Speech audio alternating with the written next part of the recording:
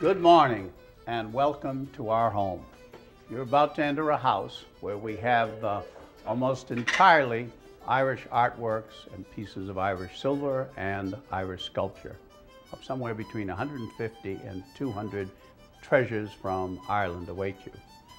They cover the period of 1840 through 1940, or a 100-year period which tells the story of the Irish famine, brings us through the terrible turmoil of the 20th century and the formation of the Irish Republic. And Mr. Joyce, like he was in life, can either welcome you or show you parts of the house. And with his help, we'll go inside.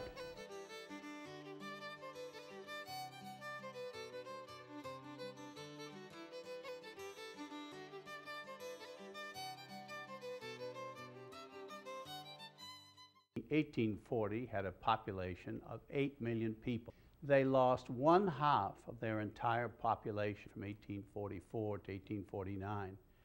And some of these pictures tell a little bit of that story. We have a painting called Empty Pockets. In those years, because of the Act of Union, the English didn't want the Irish taught anything. And then when you look at the condition of the so-called bully, they have no shoes. Nobody in that school does. And way in the back wall, you can see there is a faint outline of a teacher beating a young little boy.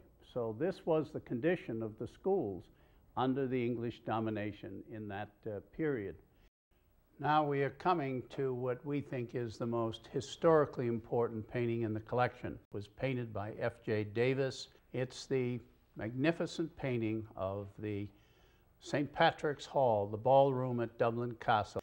The important thing that strikes me is here you're looking at these people in absolute majesty and splendor, and you have to kind of touch your heart and remind yourself that at this time over 50% of the population of Ireland had either been forced to immigrate and another 2 million plus had died of starvation in the road. But for those people, the 4 million people that didn't survive the famine and who had to leave forever, for them, their voices were never heard and their faces were never seen in this extraordinary castle. The beauty and majesty of the life for the ascendancy and for the military and for the British nobility was magnificent. And in many people at those times would write that Dublin was, in fact, the second city of the empire. But for those of us who form part of the Irish diaspora, if things had been so wonderful and so splendid, why did our grandparents and our forebears ever leave? They left because life was so savage and brutal. But they came to America, to Australia, to England, and to other parts, Canada and other parts of the world, to make a glorious future where the Celtic race now comes to full flower as we enter the new century. This is one of my most favorite paintings of the collection. It's called King O'Toole by Sean Keating. And it really tells a story of Ireland's past and the dream for the new Ireland of today and tomorrow. This man was regarded by his neighbors as Mad King O'Toole. He's on the largest estate in Ireland. That land used to be his before the battles, religious and otherwise, with the English. So a lot of people think he's dreaming and he's just mad. He's also looking forward to the future. And we are, and the collection is, we're looking forward to the new Ireland, and with the realization for the first time in almost 100 years, people are immigrating back into Ireland, not immigrating away from Ireland.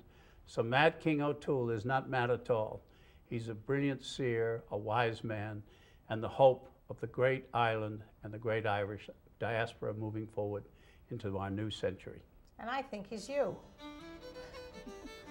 Brian was really one of the pioneers in collecting Irish art. His collection has helped document a dimension of Irish culture that few people gave much recognition to.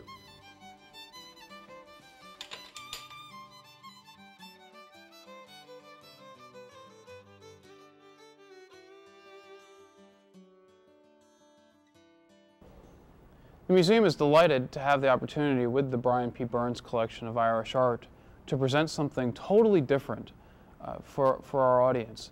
An exhibition that people will walk away from and say, gosh, I never knew that was possible. I never knew Ireland had such wonderful painters. Brian has some 15 paintings by Jack Yates.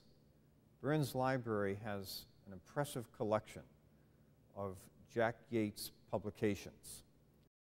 This exhibition is important to the Phoenix Art Museum, and so working into that idea that at the Phoenix Art Museum there's just not just one great show, but in this fiscal year 19 wonderful special exhibitions drawn from private collections, but also organized with national museums, including the Museo del Capodimonte in Naples, the Rijksmuseum in Amsterdam.